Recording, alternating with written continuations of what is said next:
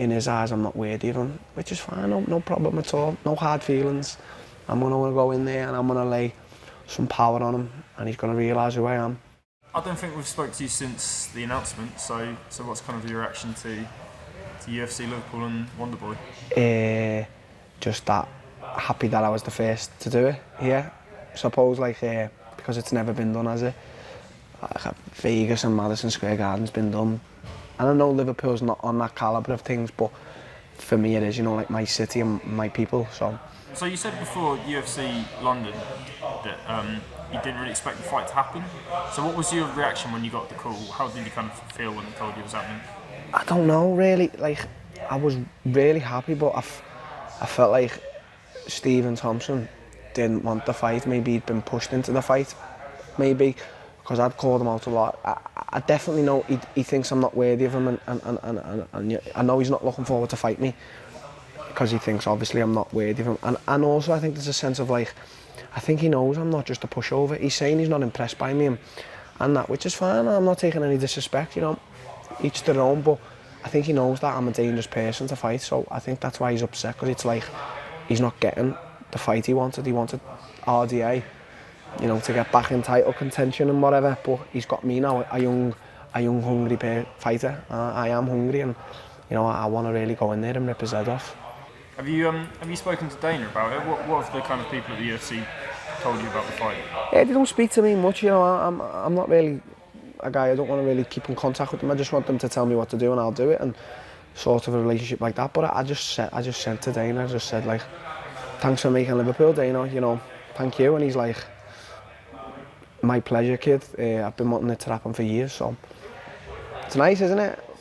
It's just good. I'm just happy to be a part of the UFC organisation, and you know, make no mistake, the 27th of May when I go out there, I'm gonna fight my heart out. I'm gonna proper bloodbath it up. Like, I'm gonna proper put everything in there. So what's like the reaction been around Liverpool since being announced? Big. When I say big, I mean like my mates and their mates' and my family's family and their family's family, and everyone who knows something or anything has asking me or someone I know or an associate for tickets. You know, my mum's getting asked for tickets. Terry just walked in the gym before, we haven't seen him for a few weeks, and he's like, can you get tickets? Can you get tickets? Because so-and-so's asking me tickets, and I was here last night and he asked me for tickets, can you get them? And I'm like, I can't even get my mother tickets, so you know, it's like, but that's just the buzzers. The tickets are going to be like gold dust, you know what I mean? So I just can't wait for them to go on sale and see the sellout and whatever, and you know, got a nice little after party after it, so that'll be a sellout in Serco, so you know. So you mentioned earlier that you think Wonderboy didn't really want this fight, you wanted other fights. Why do you think he took it? Maybe obviously when he sat down and really thought about it, he thought, you know what, this is just a kid, I can beat him, he's not all what I think he is, I'm not impressed by him, I didn't know who he was before Donald, so he's thinking, I'll just go in there and beat him. And obviously they've sat down, they've given him a new contract, more money, so he's thought, you know what, I wanted to wait, but now I'll just go in there and beat this, you know, this kid, stop his hype train, and I'll get back to the more important things. So right now, Stephen doesn't see me as, you know, he does and he doesn't. I know that when he sits down, he knows I'm young and dangerous, but, you know, in his eyes, I'm not worthy of him, which is fine, no problem at all, no hard feelings. I'm going to go in there and I'm going to lay some power on him, and he's going to realise who I am. So, you know, we'll see. Do you reckon he's the hardest possible opponent you could have been given at this point? No. I believe that the hardest opponents in the welterweight division, for me, are the pressure fighters. So I believe that Thompson's hit you with points and run away for a bit type of fighter. I believe that the Corbys and the Damian Myers and the Usmans are harder fights. I believe they're really hard fights. I do. You know, as much as I know I can beat them, they're hard fights. The pressure fighters, they've got a good gas tank and they're very strong. You know, wrestling wise, they're the fights I want to prove how good my wrestling is and whatever. But listen, Stephen's number one for a reason, because he's beat everyone and he's fought the champ twice and nearly beat the champ. So, you know, I'm not gonna say he's not. But, you know, he's number one, so what can I say? He's number one, so he must be. When rankings are involved, he must be the best, so I don't really know. he does have a relatively unique style. Have you had to train differently for this fight? No. A few guys are throwing a few karate kicks and, you know, implicating his movement a bit, but not much. No, it's Muay Thai striker versus karate striker with a bit of MMA involved. So we'll see who will triumph. Listen, I know I'm going to triumph. I know that deep down in my soul and my heart. I know I'm going to triumph that night. So does he. So let's clash. I like fighting. I like it a lot. So let's fight.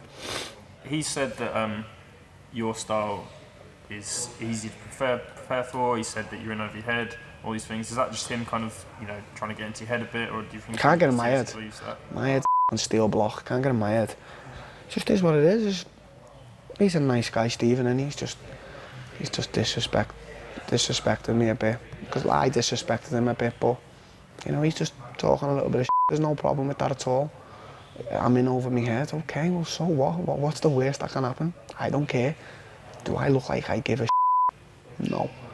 And he was speaking about the hostile atmosphere in Liverpool and said he's quite looking forward to that. What do you think that's going to do for you? Like, you know, I'm going to enjoy it. I'm going to thrive off it. It's going to be good. It's not going to give me an advantage in any way. As I say, when you close them cage doors, it's two fighters. It's me and Stephen Thompson going at it. You know, it is a hostile. It's going to be a hostile crowd. It's going to be in my favour, not his.